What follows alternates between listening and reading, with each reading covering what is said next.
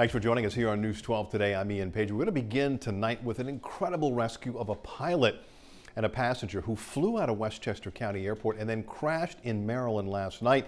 And tonight we're hearing from the fire officials who pulled off this complicated save. News 12's Nadia Galindo has the story.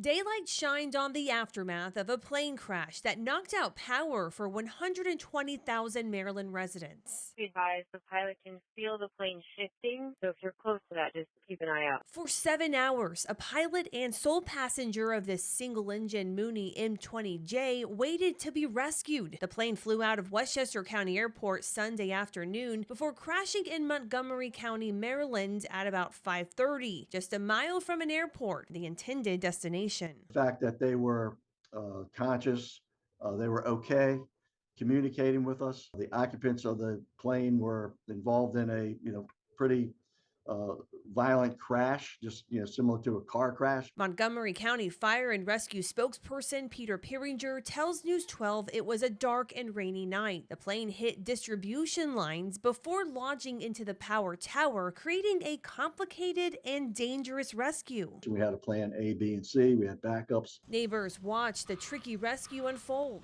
And I've been praying for hours just because I wanted to see them come out alive. That was my only hope. We were communicating with the occupants of the plane the entire time, and they were okay.